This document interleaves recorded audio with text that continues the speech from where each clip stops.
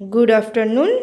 হচ্ছিল এখানে আজ কাসুরি চিকেন, কাসুরি মেথি দিয়ে মেথি চিকেন করার খুব ইচ্ছে হলো। একটু ডিফারেন্ট স্বাদ হচ্ছে, ভালো লাগবে খেতে। বাট আজকে এতটাই ব্যস্ত ছিলাম, আজ হচ্ছে দিদিভাই মেয়ে এসেছিলো, তারপরেও ঘরের কিছু কাজকর্ম ছিল, সবটা মিলিয়ে আজ আমি মানে একদম ক্যামেরা করতেই পারিনি। তারপরে হঠাৎ করে বরমশাইয়ের প্রায় 104 জ্বর, তবুও মানে এই মুহূর্তে আসেনি, ও জ্বরের ওষুধ খেয়েছিল সকালে। মানে এই কিছুক্ষণ পরে জ্বরটা এত বেশি হয়ে গেছিলো, তারপরে তো ভিডিওটা আর আমি তোমাদের সাথে কন্টিনিউ করতে পারিনি। কিন্তু হ্যাঁ, তোমাদের কথা ভেবে গরমশাই বললো আমি একটু ক্যামেরা করে দিই, মানে ও চাচ্ছিল যাতে আমি আজ একটু ব্লগ ঠক করি। বাট আমি আজ কোনো কাজই সেরকমভাবে ঠিকঠাক মনোযোগ সহকারে করে উঠতে পারছিলাম না। কিন্তু মানে এত ব্যস্ততা বলতে কি, একটা টেনশন, মেয়ের শরীরটা কোনো রকম মানে যাচ্ছিল, খ্যান করছে, আমি একটু ঠিক হয়ে উঠেছি, তারপরে ওকে নিয়ে একটু টেনশন। তারপরে তো একটু কি খাবে, যেহেতু দেখবে জ্বরের মুখে একটু কষা কষা কিছু হলে ভালো হয়। তো আজকে সেরকম একটা কিছু মানে খুব একটা বেশি আইটেম করিনি, ফ্রাইড হয়ে কিছু হয়নি। বাট মানে শুধুমাত্র মানে চিকেনটা করেছি, তার সাথে একটু ডাল করেছিলাম, আর তার সাথে একটু তরকারি ছিল কালকের, আর করেছিলাম হচ্ছে খেসারি শাকের বড়া। আর ছিল হচ্ছে গিয়ে ওই দেখবে আমার মানে এই শেফালি ফুলে যে কচি কচি পাতাগুলো হয় না, সেইগুলো খেলে কিন্তু জ্বর আসলে খুব ভালো লাগে। তো আমি সেটা করেছিলাম, শেফালি ফুলের পাতার বড়া, আর সব কিছু সবজি গাজর টাজর দিয়ে মিক্স করে একটা ভেজিটেবল করেছিলাম। আর এখানে মুসুরি ডাল ধনে পাতা দিয়ে করেছি। কালকের একটু বাঁধাকপি ঘন্ট ছিল, একটু চাটনি করেছি, আর করেছিলাম একটু পাঁপড় ভাজা। তো এই দিয়ে সিম্পল লাঞ্চ ছিল আমাদের আজ। তো সবটা মিলিয়ে এখন এইভাবেই করে উঠতে পেরেছিলাম। তো চলো ঝটাপট করে এখন বসে পড়ি খেতে সবাই মিলে। চিকেনটা দেখো আস্তে আরও বেশি ঠিক হয়ে গেছিলো, খেতে খুব ভালো লেগেছিলো, কিন্তু জ্বরের মুখে আমার হাজব্যান্ড একদম স্বাদ পায়নি। বাবা উঠে পড়ো, বাবা উঠে পড়ো মা।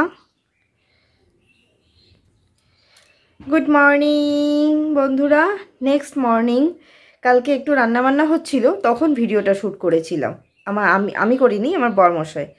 কালকে শরীরটা খুব খারাপ ছিল, প্রচণ্ড জ্বরে ভুগছে মানুষটা, যেই জ্বর করেই আমার ব্লগগুলো যাচ্ছে, ঘরে তাই পরিস্থিতি হচ্ছে, সেটাই তোমাদের সাথে শেয়ার করতে হচ্ছে, উপায় নেই তো, যেটা সত্যি সেটা সত্যি। তো ঘরে ছিল, শরীরটা খুবই খারাপ ছিল। তা কালকে এসেছিলো দিদিভাইয়ের মেয়ে, তো কি করব রান্নাবান্না, তাই হচ্ছে একটু টুকটাক রান্না করতেই হয়, অনেক দিন পরে রান্নাঘরে যাই, একটু রান্না করি, ভালো লাগে। তো ওই কালকের রান্নাই এরকম খানেবালা মানুষ আমরা আজ অবধি গড়াচ্ছে। আর মেয়েকে তো স্কুল পাঠাচ্ছি না, ওর শরীরটাও খারাপ, রাত্রে আবার মেয়েরও প্রচণ্ড গ্যাস ফার্ম করেছে। কথা হচ্ছিল কলকাতায়, কথা বলতে বলতে দিদিভাইদের সাথে, তখনই দেখি হঠাৎ করে মেয়ের শরীরটা গরম হয়ে উঠলো, মানে কফ আছে ভেতরে, পটি হচ্ছে না। তো হঠাৎ করে এরকম গা গরম হয়ে যাচ্ছে, ভেবেছিলাম তখনই ডাক্তার কাছে ছুটে যাই। তো ওর বাবা বললো না না, ওষুধটা খাইয়ে দেখো ঠিক হবে। তো সবটা মিলিয়ে কেউই ভালো নেই। আর আমার ভয়েস তো মানে বুঝতেই পারছো তোমরা, ভয়েস শুনে নিশ্চয়ই সবাই বুঝেই যাচ্ছে। তো আমি একটু মোটামুটি ঠিক এখন, মোটামুটি মনের জোর শরীরের অবস্থা মিলে মোটামুটি বলছি, কারণ কখন আবার কি হয়ে যায়। তো এই 10:30 বাজছে ঘড়িতে, মা এখানে আমাকে চা, বেডটি বলতে পারে, মানে আমি একদম বেডে বসে আছি, যদিও আমি মানে ফ্রেশ হয়েছি, হাত মুখ ধুয়ে নাইটিটা চেঞ্জ করে নিয়েছি, ফুল তুলিনি, কারণটা বলছি। ফুলটা আমি তুলতে পারিনি মানে তুলবই না, কারণ হচ্ছে কালকে একটু চিকেন হয়েছিল। তো আমার যেহেতু চণ্ডীমা আছে, তাই চিকেন রান্না হলে আমি আজ শ্যাম্পু করব, তবেই গিয়ে ঠাকুরের আসন ছোবো, আর তবেই গিয়ে হচ্ছে আমি একটু ঠাকুরের ফুল তুলবো। এই একটা বিশেষ কারণ, বলেই দিলাম, তুলবো না ভাবতে মানে বললাম কেন বললাম, এটা মানে একটা কিছু থাকে, মানে কিছু থাকে বলতে মনের মধ্যে হয় কেন তুললো না। সকাল সকাল আমি নাইটিটা ছেড়ে ফুলটা তুলি, তোমরা জানোই, তো তার জন্য এতগুলো কথা বলতে হচ্ছে। তো সেটা মানে হবে না। তো ঘরটার পাপাই ঝাড়ু দিয়ে ও আজকে গেল এতদিন পরে কাজে, কারণ উঠতে পারছিল না, খুব অবস্থা খারাপ, 104-এর মতো জ্বর ছিল।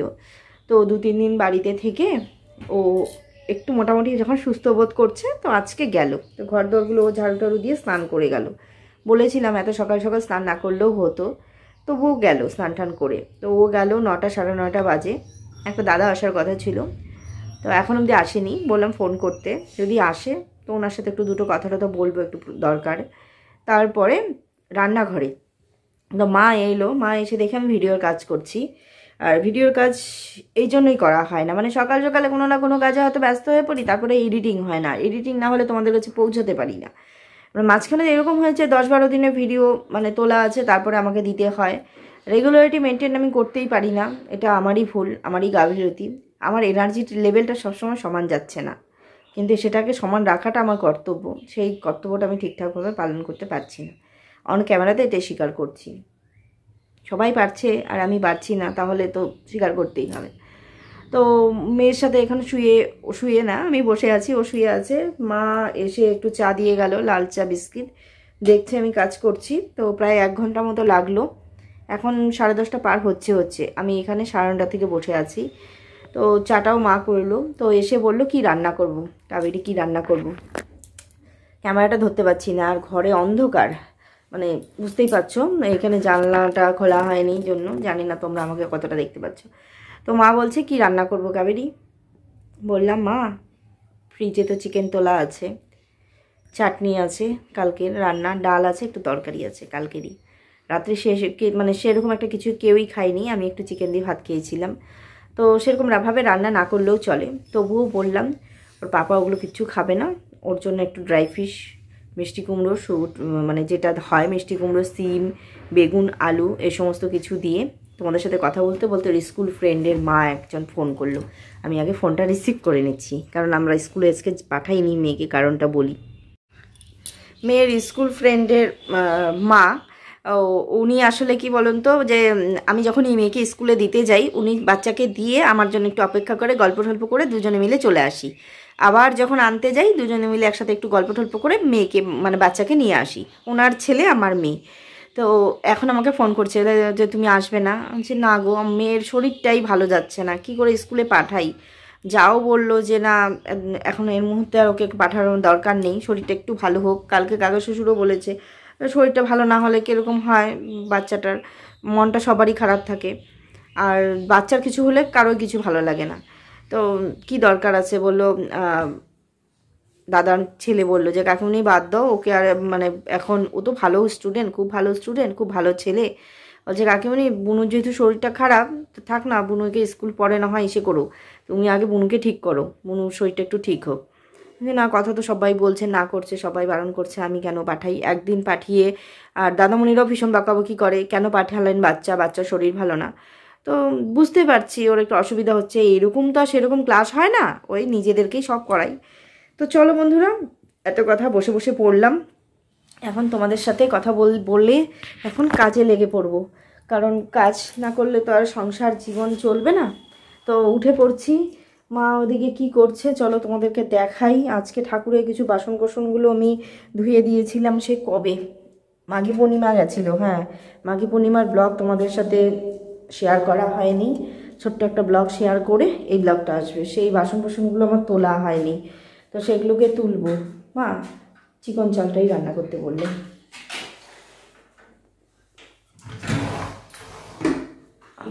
হ্যাঁ চিকনটা। আজকে আমি রান্নাঘরের দরজাও খুলিনি, মানে দরজা বলছি জানলা খুলিনি। হ্যাঁ জানলা খুলিনি। এই ঘরের অবস্থা এরকমই। এই ভোগের বাসন কোসনগুলো আজকে একটু তুলে রাখবো। আর ঠাকুরের এখন তো এগুলো কিছু ধরতে পারবো না, শ্যাম্পু ট্যাম্পু করে এসে তারপরে এগুলোকে তুলে দিব জায়গায়। আর এইগুলো কিন্তু আমার সব নিরামিষ বাসন ঠাকুরের, এগুলো তাকে ছিল। ওই ঘরটা যেহেতু রং হয়েছে, তাই ও ঘরের জিনিসগুলোকে আমাকে এই ঘরে টেনে আনতে হয়েছে। তো এগুলোর একটা ব্যবস্থা করব, ভাবছি একটা ট্রাঙ্কে রাখবো, কারণ ওই উপরে যদি রাখি তাকের উপরে তো ধুলোবালি বেশি হয়, বয়স হয়ে গেলে উঠতে পারবো না। নিচে থাকলে তামা কাঁসাগুলো একটা ট্রাঙ্কে রেখে, যেগুলো স্টিলের বাসন গঙ্গাজল সেগুলোকে তুলে রাখবো। আসলে কিছু তুলতে গেলেই মনে হয় যে ওগুলো ধুলো হয়ে যাবে। যখনই দেখবো যে কিছু তুলে রাখতে নেই উপরে, ভালো লাগে, পরপর পরিষ্কার করতে পারি না যে তখন আরও মনটা বেশি খারাপ লাগে যে পরিষ্কারটা ক্লিনটা করতে হবে। তো তাকে কে উঠবে, কাজের লোক পাওয়া যায় না এখানে, কাজের লোক আমরাই কাজের লোক, নিজেদের ঘরের কাজ করি আমরাই হচ্ছে কাজের লোক, আমাদের আর কোনো কাজের লোক নেই। বাবা রে, মামা ওঠো মা, এখন মেয়েকে একটু খাওয়াবো, মেয়েকে একটু। শান্তা দাদু কি দিবে, তোমার তো শরীর খারাপ, শান্তা দাদু কি দিয়ে যাবে বলো, তুমি কি খাবা, তুমি ডেরি মিল্ক খাবা? আচ্ছা আমি বলবো, চলে আসো। আচ্ছা স্নান করাবো না তোমাকে নাকি, বুঝতে পারি না স্নান না করালে আমার মেয়ে থাকতে পারে না। ওর যে ডক্টরবাবু দেখে বলে প্রত্যেক দিন স্নান করাবেন, আর ওকে যদি আমি স্নান না করাই যেদিন, সেদিন ও রাত্রে ঘুমাতে পারে না, এমনি ওর অস্বস্তি হচ্ছে। আমি বুঝতে পারছি না ওকে কী খাওয়াবো। তো বাবা একটু মধু খাওয়াই, খালি পেটে মধু খাওয়ালে আবার ও পারবে। দেখি একটু রাম তুলসী পাতা দিয়ে একটু মধু আদা দিয়ে একটু থেতো করে খাওয়াবো, তো দেখি কি করব না করব মাথাতেই আসে না। চলো বন্ধুরা, থাকো ব্লগে, দেখতে থাকো আর কি কি শেয়ার হয়, তাই না? বিছানাটা তুলে ফেললাম। আর্ট করছো? খুব সুন্দর হয়েছে। তুমি কি আর্ট করেছো বলো তো? খুব সুন্দর হয়েছে। আর নয়, ওই দুটো দিয়ে করে রাখো, অল্প সবজিটা অল্প দাও দিয়া ওইভাবে থেতো করে। মা এখানে ড্রাই ফিশ করবে জন্য এখানে মশলাটা পেস্ট করে দিব। আমি একটু দোকানে গেছিলাম, আমি ওর বাবাকে টিফিন দিতে পারবো না জন্য আজকে চিড়ে ভাজার প্যাকেটটা নিয়ে আসলাম। এটাই ও বিকেলে টিফিনে খাবে। একটা পরোলে নিয়ে এসেছি। মা এখানে আলু ভাজা করলে, একটু পেঁয়াজ কুচি দিও না মা, আলু ভাজা তেল লাগবে মা, একটু তেল দিব। হ্যাঁ হ্যাঁ, এখানে মা পেঁপে সিদ্ধ দিয়ে ডাল সিদ্ধ করলো। হ্যাঁ দিব মা, আমার মোবাইলে তো হবে না।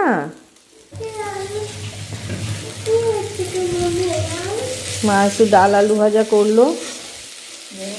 হ্যাঁ একটু পেঁয়াজ দিয়ে দাও মা, এখানে দাও পেঁয়াজ দিয়ে দাও। হ্যাঁ পেঁয়াজ কুচি দিয়ে দাও। আর মেয়েকে একটু, হ্যাঁ টেস্ট লাগবে, মেয়েকে একটু খাওয়াবো এখন পেঁপে সিদ্ধ দিয়ে। হ্যাঁ হ্যাঁ সুন্দর হবে। আর পেস্ট হবে তো, পেস্ট হবে এই যে এটার মধ্যে দিয়ে দাও, এখানে দিয়ে দাও তুমি মশলাটা। হ্যাঁ দিয়ে দিলাম।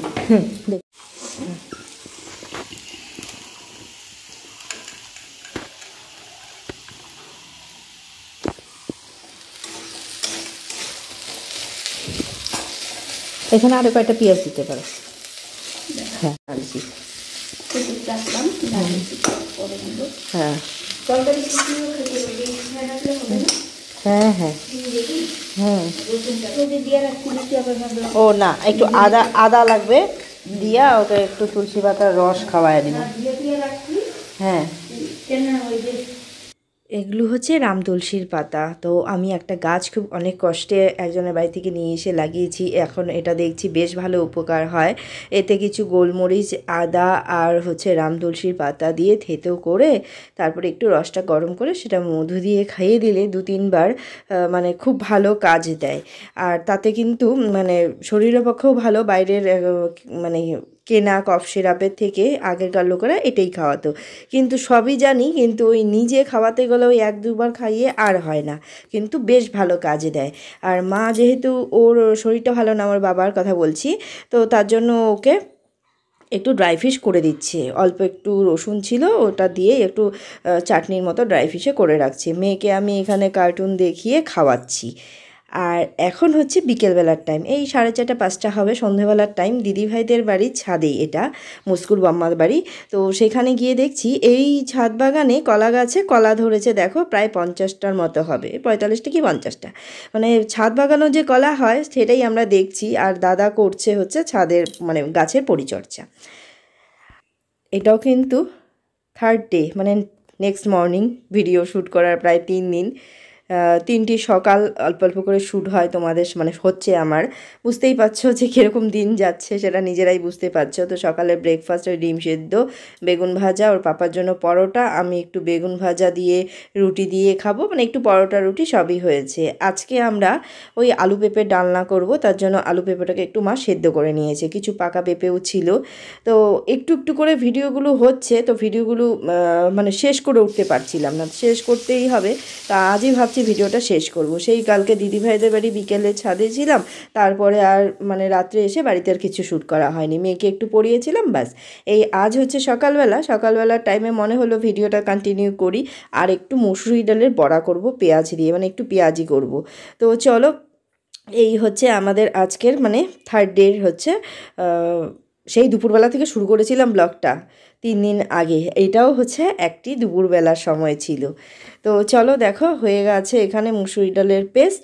তো বড়াঠড়া করে নিয়ে সন্ধেবেলার টাইম, ঠিক সন্ধেবেলার টাইমে মেয়ে মানে খেতে যাচ্ছে বার্গার।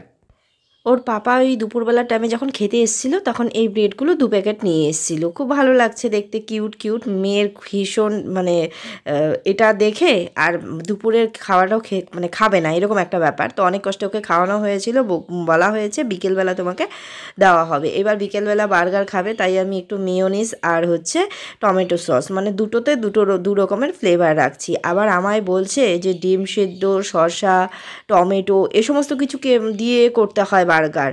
আর ওর মেয়ের বাবার আবদার হচ্ছে ভিতরে একটা আলু টিক্কি করে দিয়ে তারপরে বার্গার করতে হয়। মানে সবার আবদারই আমি শুনতে পাচ্ছি আর হুঁ হুঁ বলছি, মানে আমি কিছুই জানি না এরকম একটা ভাব দেখাচ্ছি। মানে আমি কোনো দিন বার্গার করিনি বা আমি কোনো দিন খাইনি, কারণ করার কিছু নেই। তো এই মুহূর্তে যদি বলি হ্যাঁ এটা খেলে ভালো হতো, তাহলেই তো ব্যাস আমার ঘাড়ে চেপে বসবে।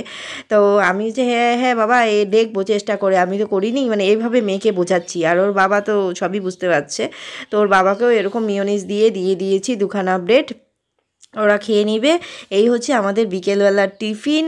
আর আজ হচ্ছে মুস্কুর আমাদের বাড়িতে মুস্কুর হচ্ছে নিমন্ত্রণও ছিল, কারণ দিদিভাইয়ের মেয়ের মাধ্যমিক পরীক্ষার পরে সব ফ্রেন্ডদের ডাকা হয়েছে, ছোট বাচ্চাদের মানে যা রিলেটিভদের।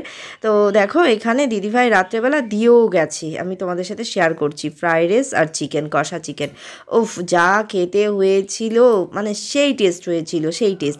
এই ফ্রাইড রাইস আর চিকেন খেয়ে আমাদের মানে সত্যি এতটাই পরিমাণে একটু লোভ হয়েছিল আমাদের, মানে এই 2-3 দিন পরে আমরা নিজেরাই বাড়িতে আবার করেছিলাম। তো চলো আজকের মতো নিচ্ছি বিদায়, গুড নাইট, সবাই ভালো থেকো, টাটা।